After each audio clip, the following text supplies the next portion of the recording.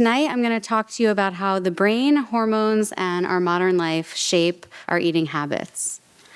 So have you ever found yourself in front of the fridge shortly after dinner? Maybe you just finished eating, but somehow you always seem to have room for ice cream.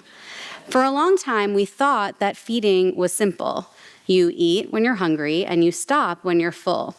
But neuroscience has revealed something that's actually much stranger. Your brain is constantly negotiating with your body about what, where, and when to eat. So tonight, I'm going to tell you a story of how scientists discovered this system, a story that involves a desert lizard, powerful new medications, and brain circuits that we're really only just beginning to understand. So the research on feeding really began in the late 1980s and the early 1990s when a scientist named Dr. Jeffrey Friedman at the Rockefeller University, who also happens to be my postdoctoral mentor, made a landmark discovery finding the gene for leptin. Leptin is a hormone that's produced by fat tissue, and it signals body fat levels.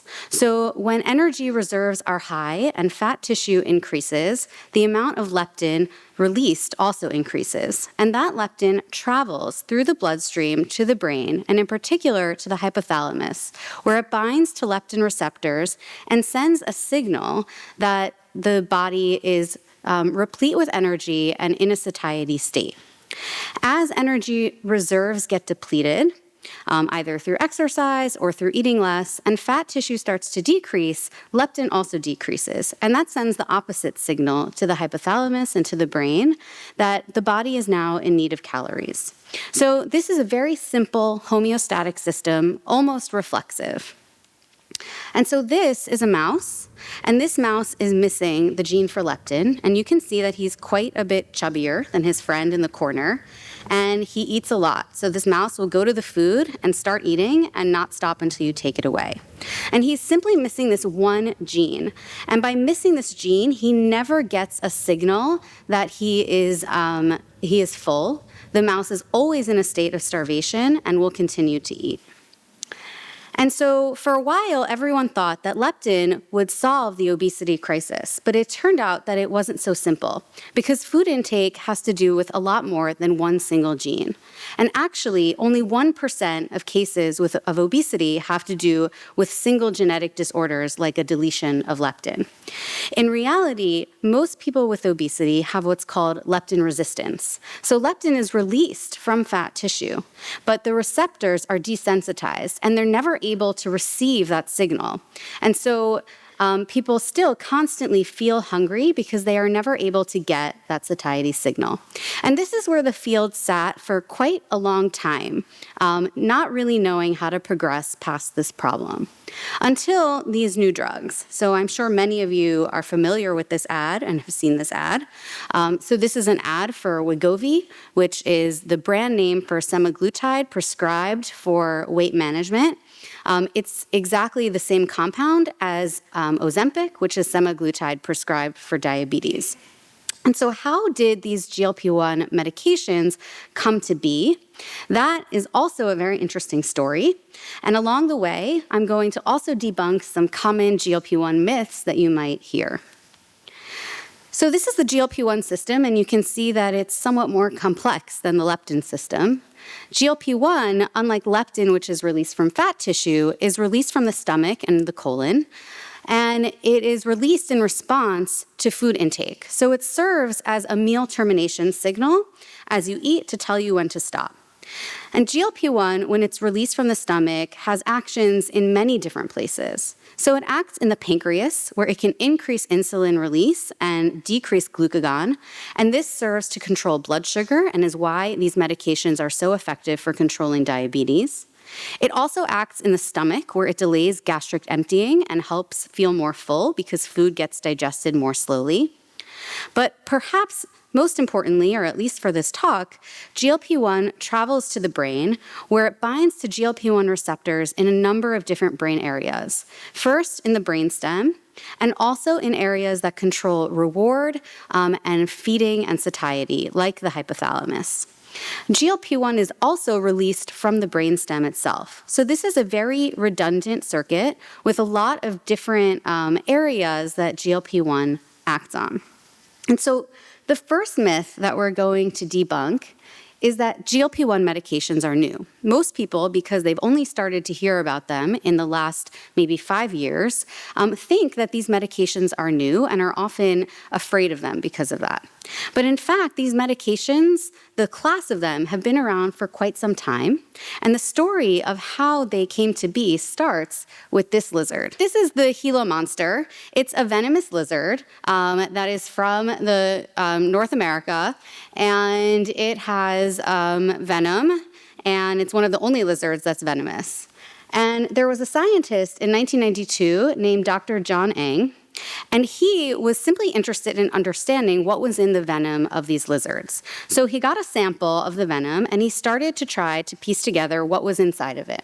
And what he found was that there was one protein in this venom that was very very similar to human GLP-1, but it lasted quite a bit longer, and it was very effective at controlling blood sugar in this lizard. So he thought that this could be a very effective treatment for diabetes. So he patented it and eventually released this drug, exenatide, under the brand name of Byetta in 2005. Now, I just told you that this drug, exenatide, it lasts a lot longer than GLP-1 in the human body. And so this brings us to our second myth, which is that you can boost your natural GLP-1 with foods. So this is something I often hear wellness influencers saying. You'll hear this on social media, that if you just eat some lemon, you can boost your natural GLP-1, and then you will not need GLP-1 medications to control blood sugar or to control weight. But in fact, GLP-1 in the body lasts only 2 minutes, so it's really short.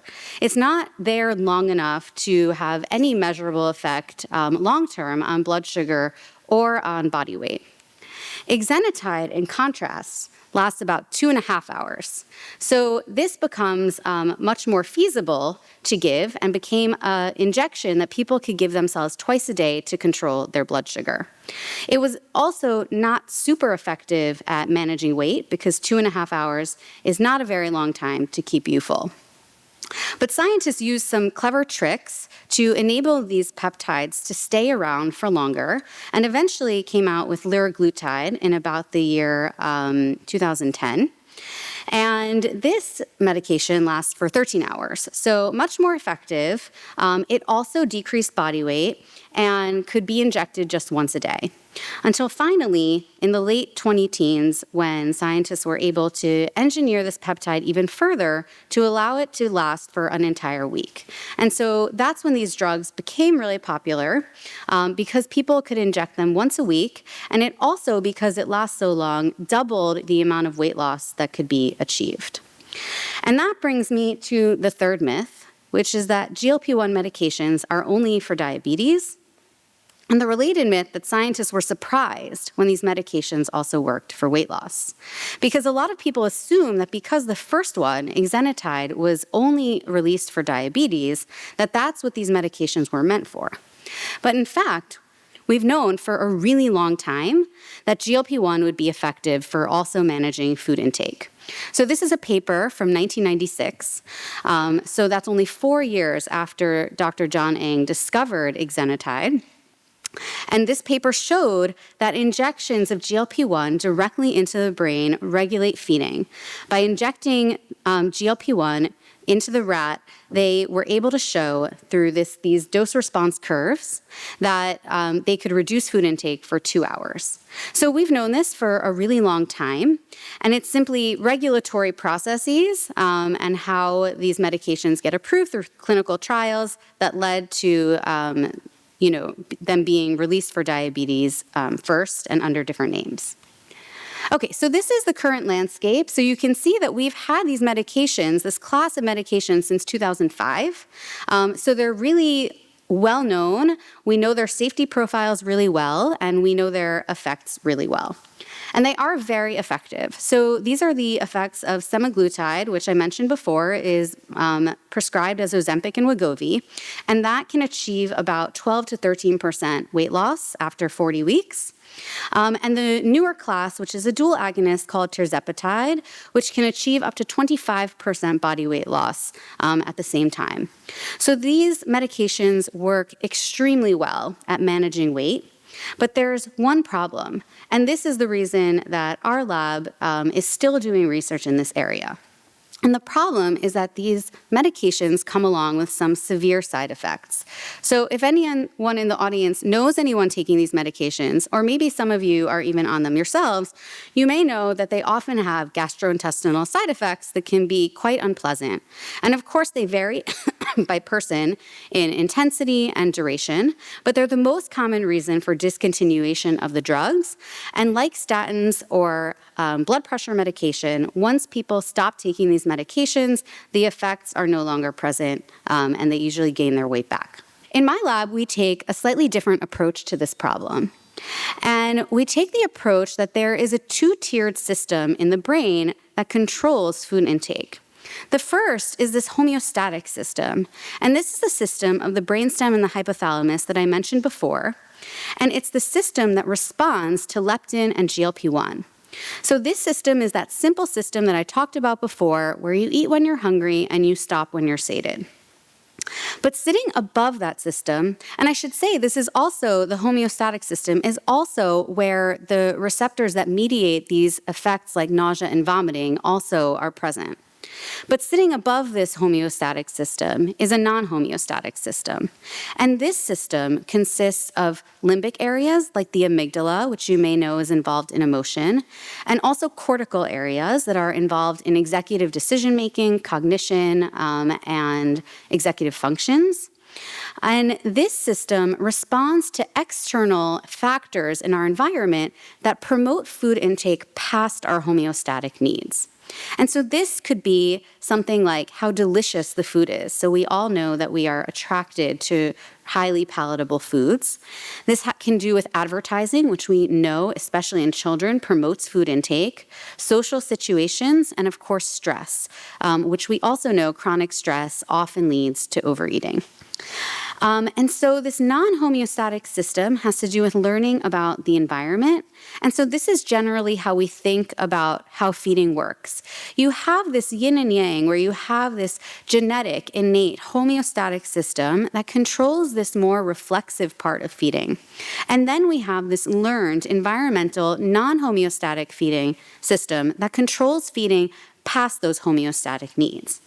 And if we think about what we really want to achieve, if we want to help solve obesity, is we want to eliminate just this environmental part. We want to eliminate overeating. We don't really want to mess with this homeostatic system. We want people to be able to listen to their hunger cues and respond to them when necessary.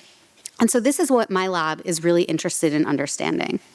And we can model a lot of these behaviors and situations in our lab. So this is data from our lab showing that chronic stress leads to increased food intake and body weight.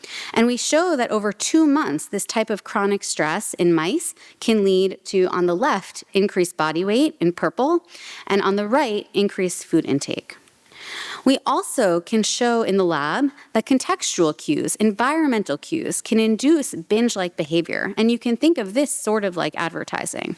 So what we do here is we train mice to associate a particular context with food intake. And later on, even when these mice are sated and are no longer in any need of calories, if we put them back into this environment, they'll eat significantly more than they will in a context that was never paired with food. And so that's what I'm showing in the graph on the right.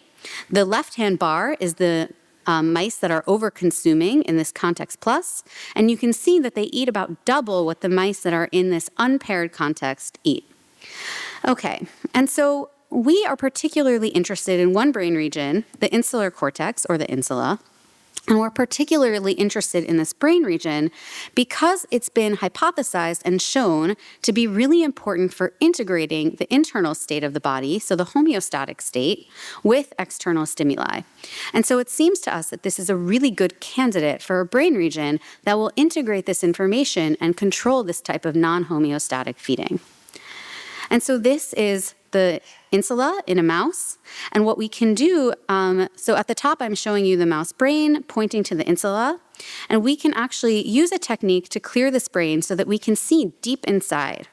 And what I'm showing you now is the, the insula in this cleared brain labeled in white. And you can see that it spans a really large portion of the side of the brain. And coming out from it, the lines are all the connections that the insula makes. And you can see that many of them go to these lower order brain regions, to the hypothalamus and brainstem. And so we think that the insula can provide this type of top-down control over our homeostatic circuits to control feeding based on environmental cues. So in past work, we showed that inhibiting this area, the insula, can prevent this binge-like behavior. So in the graph on the left-hand side in blue, I'm showing you what I showed before, that our control mice overeat in this context plus. And then what I'm showing you in the purple is that if we block this brain region, the insular cortex, we can block this binge-like behavior. But what you should notice is that we don't block feeding completely. These mice still eat, so they still have the homeostatic aspect of eating intact. They're listening to how many calories their body needs. They just don't engage in this overeating behavior. So now, more recently, we've been interested in how the insula actually integrates this environmental information with internal state, with the hunger state information about the animal. And so we noticed that although I told you that leptin receptors are in the hypothalamus and they respond to leptin that comes from fat tissue, we also noticed that leptin receptors are also in the insular cortex. So I'm showing you in red, and the white arrows are pointing to them, individual leptin receptor neurons within the insular cortex. And we hypothesize that maybe leptin is also able to travel to the insula to provide hunger state and satiety state information to this brain region to use to control this non-homeostatic feeding. So the first thing we did was to deliver leptin directly to the insula and ask whether it would reduce body weight, and indeed it does. So here I'm showing in this graph, in the yellow shading, that leptin in the orange can reduce food intake for as long as we give it. So we give it continuously for 19 days. And as soon as we stop the leptin delivery, then body weight returns back to normal. We also found that leptin causes obesity and metabolism-related gene expression changes in the insula. To do this, we use a technique called single-cell sequencing, where we dissect out this brain region, the insular cortex. We separate out each individual cell, and we look at gene expression in every individual cell. And we compare this gene expression between saline-treated, so control animals, and leptin-treated. And what we find is that there are many gene expression changes in genes that we already know are associated with obesity, metabolism, food intake, and body mass index. And so what this tells us is that leptin is able to reshape the gene expression landscape in response to food and hunger and satiety states in this brain region. But we wanted to know whether leptin in the insula and the receptors are also important for this non-homeostatic, this learned feeding behavior that we talked about. So we use operant training, which many of you might be familiar with, otherwise known as Skinner boxes. And in this case, the mouse presses a lever and they get a food pellet and they eat it. So it's a very simple task. They just press the lever, they get a pellet, but they have to learn that in this particular context, they have to perform this particular action, this lever press, in order to get the reward. And so we asked if we mimicked satiety by activating leptin receptors, so by mimicking giving leptin, could we also reduce this behavior? And indeed we do. So on the left-hand side, I'm showing you that mice will reduce their lever pressing for food when we activate these leptin receptors, but they do not reduce their lever pressing for water, showing also that this system is specific for food and for hunger. We then asked if these leptin receptor neurons are indeed actually tracking food intake and if they're tracking the hunger state of the animal. And to do this, we use calcium imaging, which is a technique in which we can measure the activity of neurons in real time while mice are freely behaving. And so what you can see here are individual leptin receptor neurons, and every time you see a flash of white, that is a neuron that is now active. And so we do this during behavior. And so in this graph, what I'm showing you are individual neurons from one mouse. Each line is one neuron. And in yellow is when the neurons are exhibiting high activity, and in blue is when they're exhibiting low activity. And on top, I've just put the behavior. So in blue is when they lever press, and in pink is when they receive a food pellet. And hopefully you can see that broadly, these neurons have higher activity after the mice retrieve a food pellet, showing that these neurons are actively tracking when the mouse is eating. We also found that they actively track the hunger state, because if we look at the responsiveness of these neurons, I'm showing you in pink, if you look at the pie charts, that neurons that respond to food, the number of neurons increases when mice are eating, so that's the pink, but they don't increase when mice are drinking, showing that when mice are hungry, that we see an increase in the responsiveness, implying that they actively track the hunger and satiety state of the mouse. And so to sum up, I hope I've shown you that there are these two independent systems, a homeostatic system, which has been studied for a really long time, and that has given us really effective medications, but a non-homeostatic system that has been less studied, but that may be able to provide top-down control that can give us much more specific and targeted effects on non-homeostatic feeding while eliminating these side effects that are caused by targeting these homeostatic areas. And so I just want to thank, of course, everyone in the lab that worked so hard to contribute to this work, and especially of two postdocs, Zhao Zhao and Sebastian Bulish, whose work I presented tonight. Everyone else in the Institute who has been so helpful in the years that I've been there and collaborating and helping us with our vision. And of course, the funders that fund this work. We couldn't do any science without our funding. And if I really want you to take anything away from this talk, it's that desert lizard, because we got all of these GLP-1 medications simply because there was a scientist who was interested, out of curiosity's sake, of what was in the venom of a desert lizard. And so you never know what science is going to bring and how topics that seemingly are unimportant can actually transform lives later on. And very lastly, I just want to say that I also have an Instagram account where I post a lot more information about GLP-1 and food-related topics and our research. If anyone is interested, you can scan the QR code to follow. And thank you so much for your time.